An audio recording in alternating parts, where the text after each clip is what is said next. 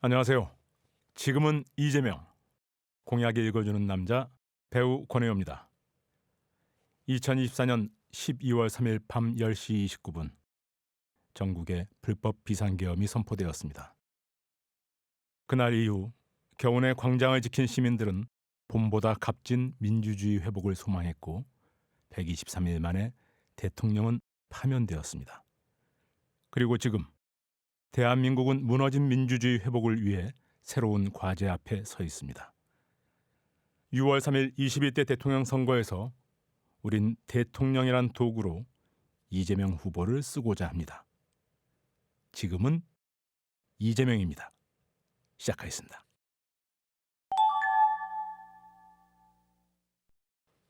빵집을 운영하는 40대 가장 자영업자입니다.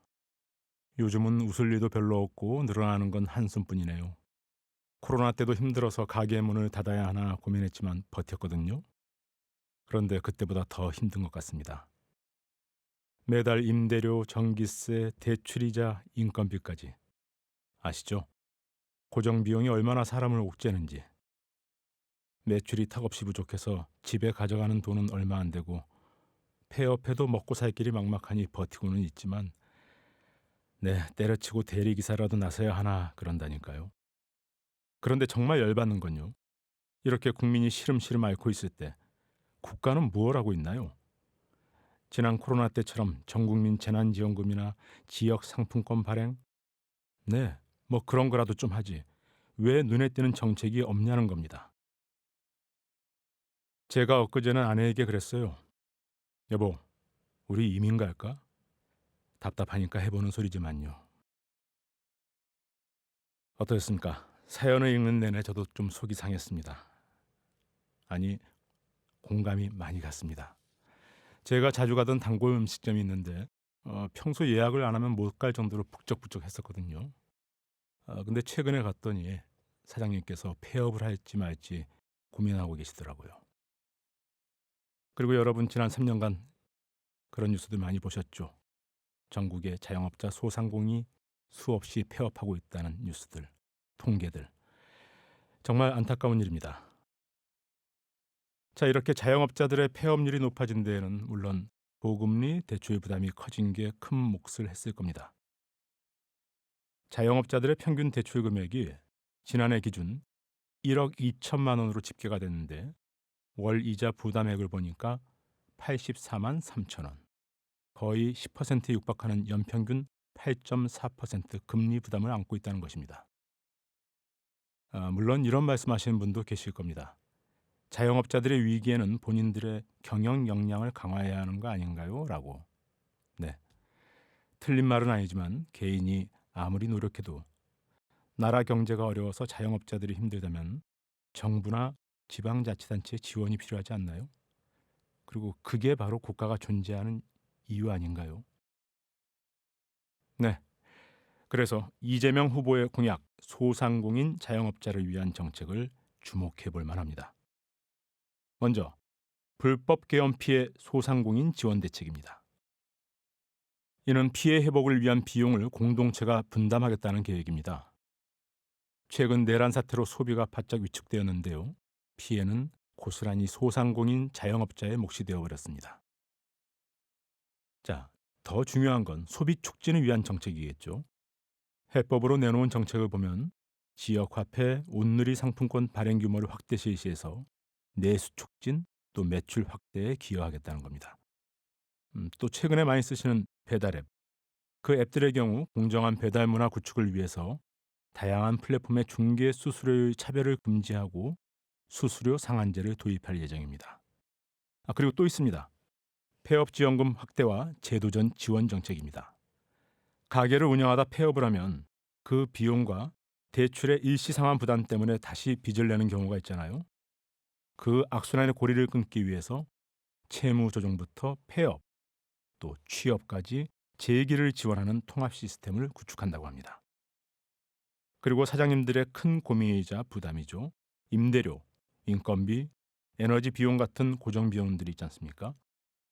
꼼수 임대료 인상 금지를 비롯해서 종합 대책을 마련할 예정이라고 하니까 기대해 주십시오.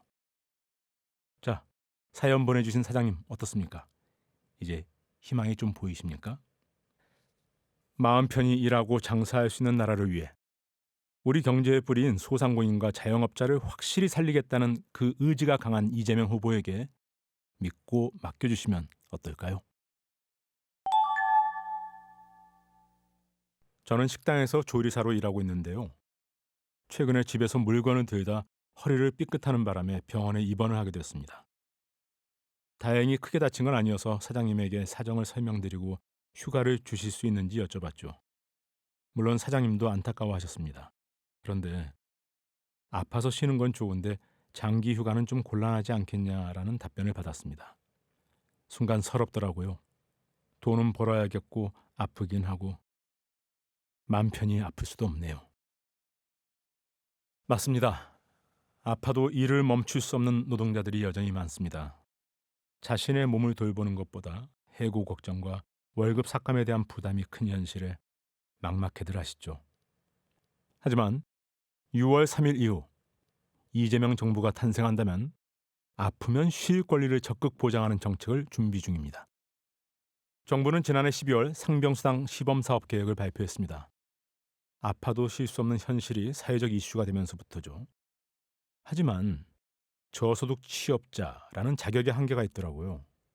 그래서 이재명 후보는 이를 단계적으로 확대 실시해 누구나 아프면 걱정 없이 쉴 수 있게 하겠다는 겁니다.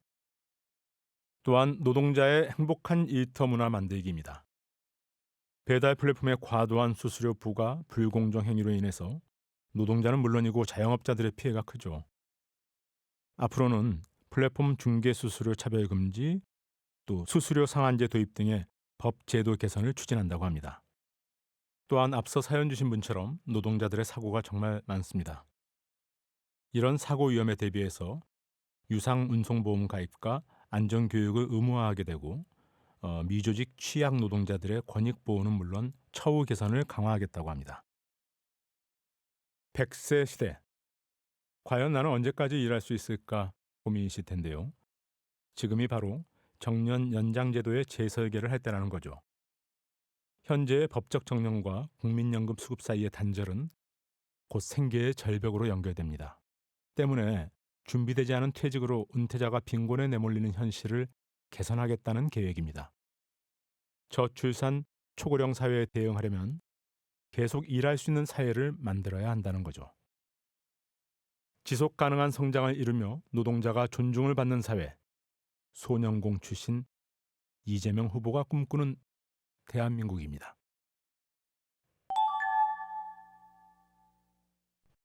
지금 이 방송을 듣고 계시는 소상공인 자영업자분들을 비롯한 유권자 여러분, 지금 우리에겐 경제를 살릴 해법을 가진 후보가 필요합니다. 2025년 6월 3일 대통령 선거가 얼마 남지 않았습니다.